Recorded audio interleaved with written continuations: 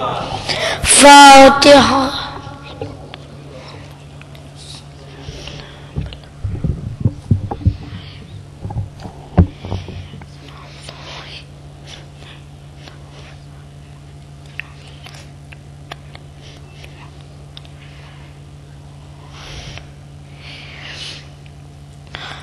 أعوذ بالله من الشيطان الرجيم.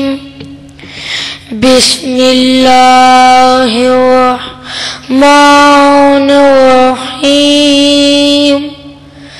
الحمد لله رب العالمين، والصلاة والسلام على أشرف الأنبياء والمرسلين أبي القاسم محمد.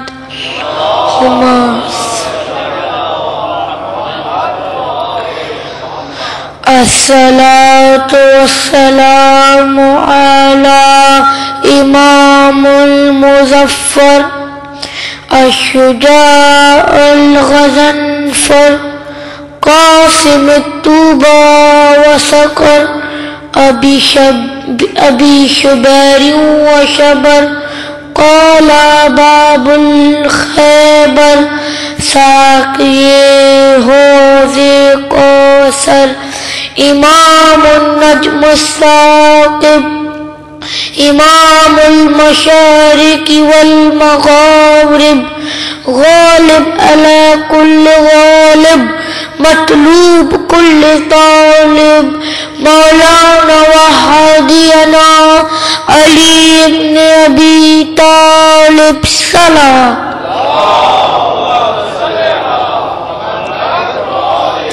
وعلى آله الطيبين الطاهرين المعصومين المظلومين. أما بعد، فقد قال الله سبحانه وتعالى في كتابه المجيد. بسم الله الرحمن الرحيم. قد أفلح المؤمنون الذين هم في صلاتهم خاشعون والذين هم عن اللغو معرضون. صلاة اللهم صل على 18ویں پارے سورہ مومنون کی ابتدائی 3 آیات کی تلاوت کا شرف حاصل کیا گیا.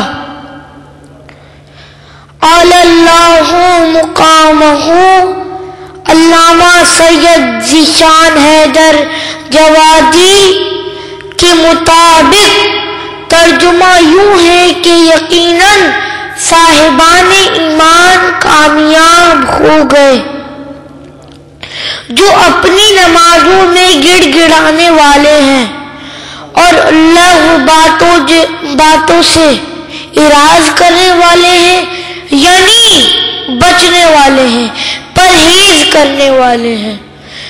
مومنین اکرام اور میرے انتہائی واجب الاحترام بزرگوں، ایام عزا ہے اور ہماری خوش قسمتی ہے کہ ہمیں سید الشہداء کا ہم منانے، اشکوں کو رمال زہرا کے سپرد کرنے اور خوشنودی خدا رسول حاصل کرنے کا موقع مل رہا ہے.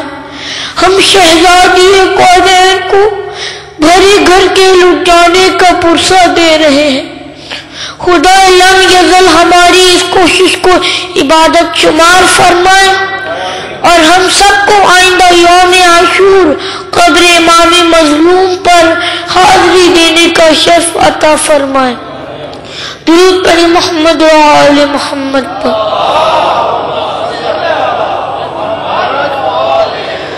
خدائے بزرگ و برتر نے اپنی انتہائی مہربانی اور اپنی عدالت کے سبب ہدایت و معرفت کا اہتمام کیا ہے۔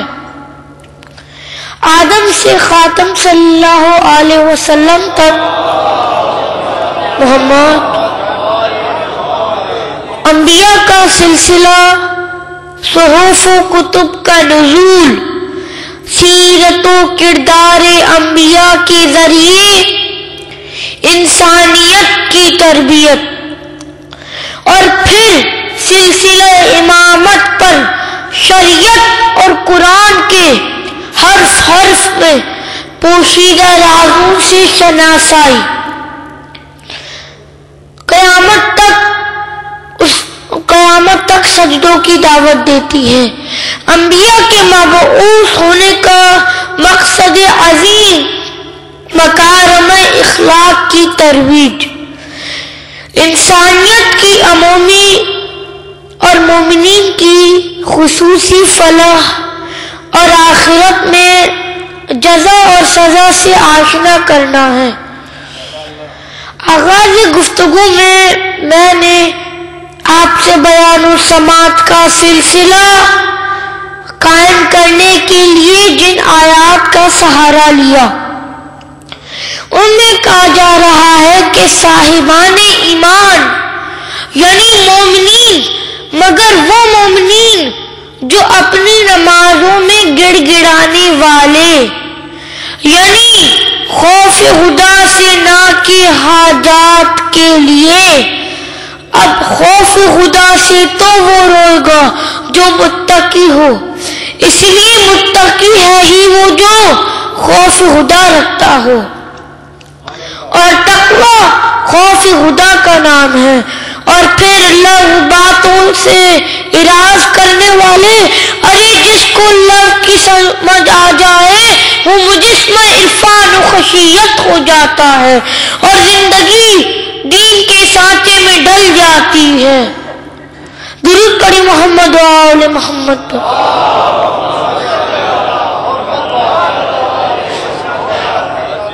گو بات کی آیات میں اور صفات کا بھی ذکر ہے، مگر جن آیات کی طرف میں نے توجہ دلانے کی کوشش کی ہے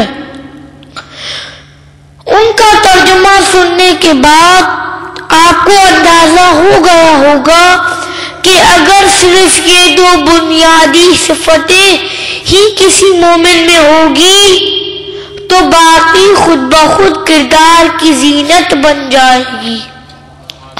خالق کائنات کی عظمت و جلالت و بزرگی جب قلب و ذہن کو معطر کر دیتی ہے تو تقوی کی منزل طے ہونا شروع ہو جاتی ہے۔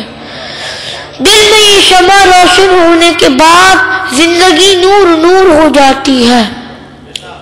مومنین کے سیرت و کردار جگمگانے لگتے ہیں، وہ زکوٰۃ کی ادائیگی ہو یا شرم گاہوں کی حفاظت، نمازوں کی پابندی ہو یا امانت کی ادائیگی، وعدوں کی پاسداری ہو یا قوت و جانثاری، لمحہ لمحہ خدا و رسول کے احکام کا پابند ہوتا ہے، یعنی حسینیت کے پرچم تلے اطاعت کا مسلح بچ جاتا ہے۔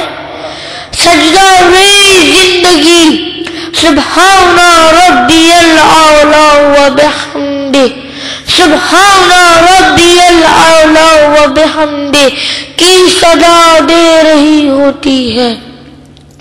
ارے بھائی ہم شیعہ ہیں، اور شیعت من مرضی کا نام نہیں، اللہ کی مرضی کا نام ہے۔ شیعت مودت کا امتحان ہے، محبت آل نبی کا گلستان ہے، بلندی نظر کی علامت ہے، پاکیزہ فکر کی قد و قامت ہے، دستور عمل ہے، دین مکمل ہے، اسوہ حسنہ مصطفیٰ ہے، مقتضا ہے. درود پڑھی محمد و آل محمد پر.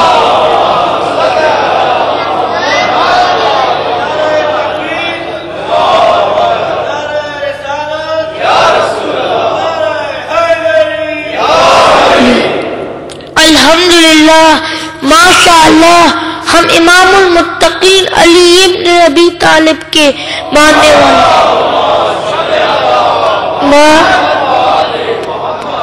انما یتقبل اللہ من المتقین، اللہ متقیوں کے اعمال قبول کرتا ہے کی آیت ہر وقت آپ کے پیش نظر رہتی ہے. قرآن کا اعلان ذالک الکتاب لا ریب فیہ ھدی للمتقین، یہ وہ کتاب ہے جس کی کتاب ہدی ہونے میں کوئی شک نہیں، یہ پرہیزگاروں کے لیے رہنمائی ہے. خدا بزرگ برتر نے اپنی لا ریب کتاب میں 87 مقامات پر مومنین سے یا ایھا الذین آمنوا کہہ کر بلا واسطہ خطاب کیا. ان 87 آیات میں سے 5 آیتیں یا ایھا الذین آمنوا اتقوا اللہ سے شروع ہوتی ہے اور ایک آیت یا ایھا الذین آمنوا ان تتقوا اللہ سے شروع ہوتی ہے. ان 6 آیات کریمہ سے ایک آیت کے ترجمے کا انتخاب کر کے پیش کر رہا ہوں.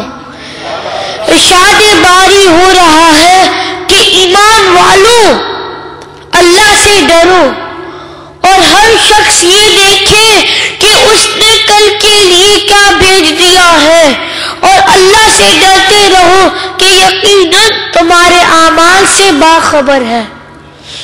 جہاں تک کہ میرا چھوٹا سا ذہن کام کرتا ہے یا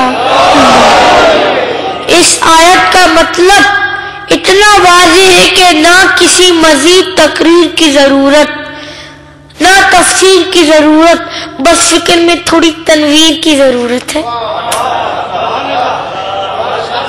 بزرگان محترم، تقوی یوں سمجھ لیجئے کہ ایسی پگڈنڈی پر چلنا ہے جس کے دونوں طرف خاردار جھاڑیاں ہیں اور ہم نے دونوں اطراف کے کانٹوں سے اپنے دامن کو بچا کر منزل تک پہنچنا ہے، اور پھر انتہائی منزل پر ہمیں زیارت 14 معصومین نصیب ہوگی.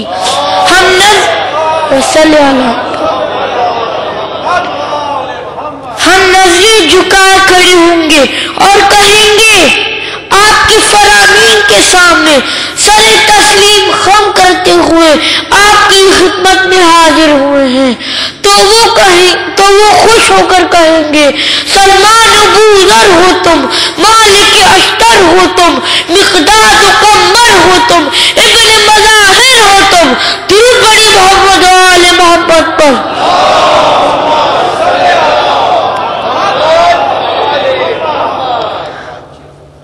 حق بھی تو یہی ہے کہ ہم ذوات مقدسہ کے حضور شرمندہ نہ ہو، ہم اطاعت و فرما برداری کا مرقع ہو، ورنہ اگر سیرت میں صدق و صفا کی بو نہ ہو، زندگی میں عبادت کی خو نہ ہو، عمل میں مشیت کی جستجو نہ ہو، کربلا نظروں کے روبرو نہ ہو، حسینیت پر مر مٹنے کی آرزو نہ ہو، ادو علی ہمارا ادو نہ ہو، تو کس کام کی زندگی؟ ناکام ہے یہ زندگی.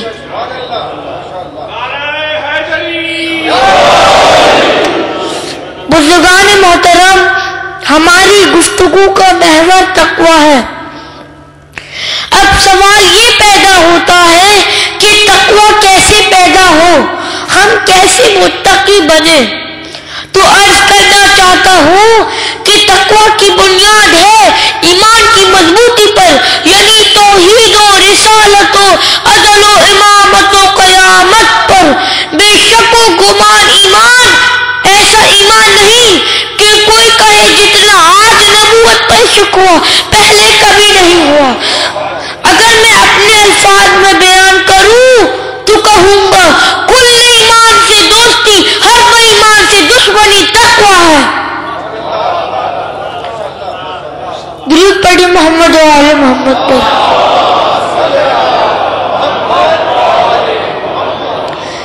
بزرگان محترم، کربلا پیغام ہے خدا شناسائی کا، کربلا درسگاہ ہے حق و باطل کی پہچان کی، کربلا تفسیر ہے قرآن کی.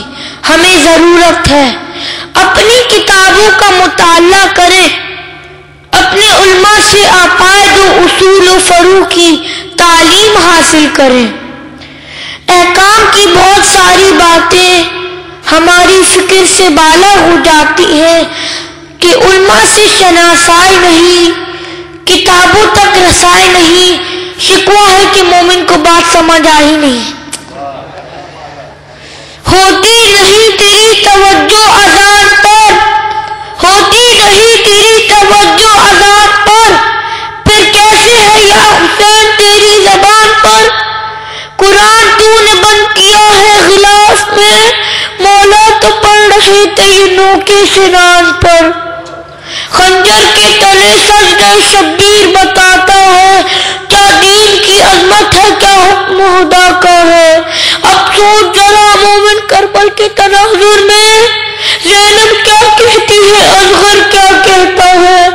عزادارو غازی کی شانے کٹانے کے بعد، اکبر کے سینے سے برچی کھینچنے کے بعد، قاسم کی لاش کے ٹکڑے ٹکڑے اٹھا کر اور محمد کا آخر سلام لے کر، اصغر کا خون ریش مبارک پر مل کر، ابو انصار کی شہادت کے بعد میرا مولا زخمے سے دور یا کو تنہا خیام تک آخری رخصت کے لیے آ گیا ہے. زینبی مستربحال ہے، سیدانیاں ایک دوسروں کے گلے لگ کر رو رہی ہے. سید سجاد کے یہ سوال پر میرا مولا کہتا ہے بیٹا یوں سمجھ لو کہ مردوں میں یا تم ہو یا میں. خیام کہرا بج گیا، فاطمہ کا لخت جگر شہادت کے لیے رخصت ہو رہی ہے. عزادارو میرے مولا کو بی بی زینب نے سوار کیا، گھوڑا قدم آگے نہیں بڑھاتا، دیکھا تو 4 سالہ سکینہ گھوڑوں کے زموں پر ہاتھ رکھ کر جانے نہیں دیتی. عزادارو میں ایک چھوٹا سا بچہ ہوں، سکینہ کے طفلانِ احساس کو جانتا ہوں کہ بچوں کو اپنے ماں باپ سے کتنا پیار ہوتا ہے. سکینہ کو اپنے بابا کا پیار بھی یاد ہے، اپنے بابا کا سینہ بھی یاد ہے، اور وہ گوشوارے بھی یاد ہے تو بابا نے عید پر دیے تھے. عزادارو بس میرا مولا شجاعت میدان میں آیا، شجاعت ہاشمی جوش میں آئی، کشتوں کے پشتے لگا دیے، لینوں کو قتل کرتے تھے اور کہتے تھے تم نے میرے عباس مجھ سے چھینا، میرے قاسم کو شہید کیا، میرے اکبر کو مارا، میرے اصغر تک کا خیال نہ کیا. یہاں تک کہ فوج اشکیا کوفے کی دیواروں پر لگ گئی اور آواز آئی یا ایتھا النفس المطمئنہ ارجعی الی ربک راضیۃ مرضیہ. میرے مولا نے تلوار کو لیام میں رکھا، عزب غفا کی گردن پر جھک گئے اور پھر 3 نیزوں کی بارش. میرا مولا زین سے زمین پر آ گیا. عزادارو جان دیکھو جب میرا مولا زمین کی طرف آ رہا تھا، نہ زین پر تھا اور نہ زمین پر.